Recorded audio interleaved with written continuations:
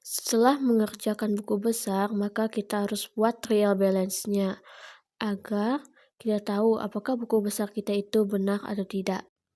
Pertama, kita akan mengisi nomor akun sesuai dengan nomor akun di buku besarnya. Lalu, kita mengisi account name atau nama akun.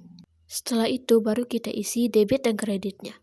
Saldo debit kreditnya ini diambil dari buku besar, saldo akhir di buku besar. Seperti ke petty cash, saldo akhir petty cash di buku besar adalah 1.500.000. Begitu seterusnya sampai akun 6.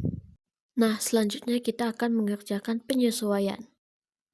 Jurnal penyesuaian itu gunanya untuk mengetahui keadaan sebenar-benarnya, apakah aset kita masih ada, apakah perlengkapan kita masih lengkap, apa berkurang. Nah, seperti contoh ini. Yang pertama, perlengkapan yang terpakai sebanyak 1 juta. Angka untuk mengisi jurnal penyesuaian atau adjustment jurnal berarti 1 juta yang terpakai. Bisa kita lihat jurnalnya yaitu surplus expand di debit dan surplus di kredit sebanyak 1 juta. Selanjutnya, penyesuaian kedua, disusutkan peralatan 10% dari biaya yang diperoleh. Maka kita harus lihat dulu trial balance-nya. Setelah dilihat, ternyata equipment atau peralatan di trial balance itu ada 6 juta. Maka dari itu 6 juta dikali 10%, kita mendapatkan hasilnya 600.000 rupiah. Jurnalnya bisa dilihat di samping, yaitu debitnya ada depreciation expense of equipment dan kreditnya accumulated depreciation of equipment. Soal nomor 3, sewa dibayar di muka terpakai 1 bulan. Yang berarti sewanya dikurang 1 juta. Bisa dilihat dengan jurnal di sebelah kanan. Soal keempat, di neraca saldo PPN masukannya sebanyak 1.618.100. Kalau PPN keluarannya 4.492.400. Maka karena PPN keluarannya lebih besar, maka kita harus mencari selisih dari PPN keluaran dan PPN masukan. Selisih itu akan menimbulkan akun yang namanya income tax payable. Nah, kita bisa lihat jurnalnya di samping. Paid out di debit, yang kreditnya income tax payable dengan paid in. Soal kelima, di neraca saldo piutang dagangnya sebesar 6.438.000. Penyisian piutang tak tertagihnya sebesar 200.000. Di akhir bulan, ditaksir kerugiannya 5% dari saldo piutang dagang.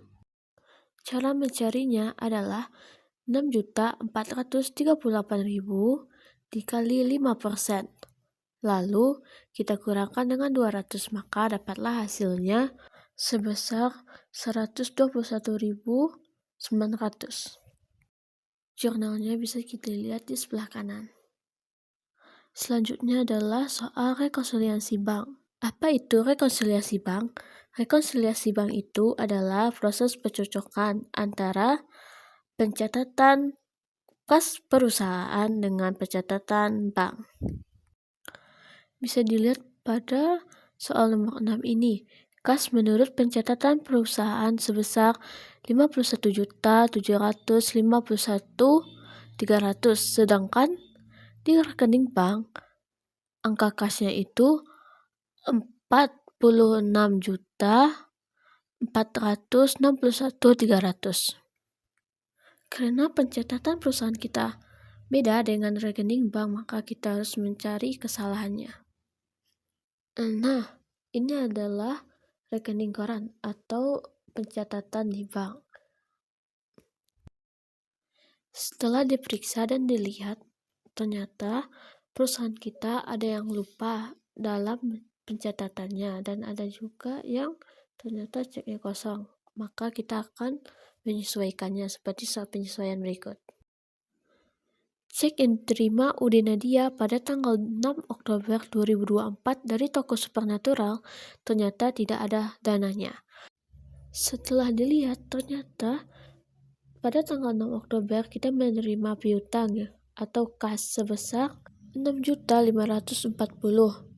Kita melakukan pencatatannya, ternyata ceknya kosong, maka piutang itu kembali ke debit, tidak kredit lagi. Lihat sebagai berikut. Akun receivable di debit dan kreditnya cash in bank. Oke, kita lanjut ke soal berikutnya. Bank menerima jasa giro sebesar 1 juta dan biaya administrasinya 150.000. Jurnalnya bisa kita lihat di sebelah kanan. Soal terakhir. Pendapatan bunga sebesar 500.000 dan PPh-nya 100.000 belum dicatat oleh Ude Nadia. Karena belum dicatat, maka kita harus mencatatnya di adjustment journal supaya kas kita sama dengan rekening bank. Setelah mengerjakan soal-soal penyesuaian itu, jangan lupa soal-soal penyesuaian ini atau jurnalnya kita posting ke buku besar. Jika sudah diposting, maka kita bisa lanjut ke neraca lajur. Sebenarnya, neraca lajur ini atau worksheet ini tidak terlalu wajib dibuat dalam siklus akuntansi.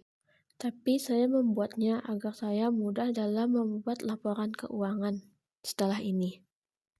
Yang pertama, kita isi account number-nya dulu, lalu account name. Setelah itu baru kita isi 5 kolom ini: trial balance, adjustment trial balance, income statement, dan balance.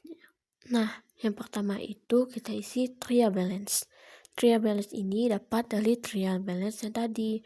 Kita langsung memasukkan saja angka-angka itu ke dalam neraca lajur ini. Untuk adjustment, sama seperti yang tadi. Kita masukkan jurnal adjustment tadi ke dalam neraca lajur ini. Setelah kita masukkan, lalu kita akan mengisi adjustment trial balance. Cara mengisinya yaitu mengurang tambahkan trial balance dengan adjustment. Jika seperti ini. Contohnya ini, surplus. Surplus itu kan saldo namanya di debit sebanyak 1.500.000. Karena melakukan penyesuaian, dia berkurang di kredit sebesar 1 juta, maka 1.500.000 dikurang 1 juta yang hasilnya 500, letaknya di debit. Begitu sampai habis. Jika dikurang, kita kurangkan, jika ditambah, kita tambahkan. Jika tidak ada apa-apa, kita langsung meletakkan saldonya langsung ke adjustment trial balance. Setelah itu, kita melanjutkan mengisi income statement. Akun apa saja yang masuk di dalam income statement? Akun yang masuk di dalam tabel ini adalah akun dari mulai akun 4, 5, 6, 8, dan 9. Setelah diisi, lalu kita jumlahkan. Jumlah ini pasti berbeda. Kita lihat yang mana yang lebih besar, debit atau kredit. Ternyata kredit. Jika kredit, maka kita harus kurangkan 42.700.000 dikurang dengan 29.411.900 rupiah, dan kita mendapatkan hasilnya 13.288.100 rupiah. Nah, setelah itu maka hasilnya akan sama. Oke, kita lanjut ke pengisian balance. Pengisian balance ini, yang masuk ke pengisian balance ini adalah akun-akun 1, 2, dan 3 saja. Setelah kita jumlahkan, lalu kita mendapatkan hasil, dan tentu saja berbeda juga. Maka kita akan lakukan dengan cara seperti tadi. 113.989.300 rupiah dikurang dengan 100.701.200 rupiah.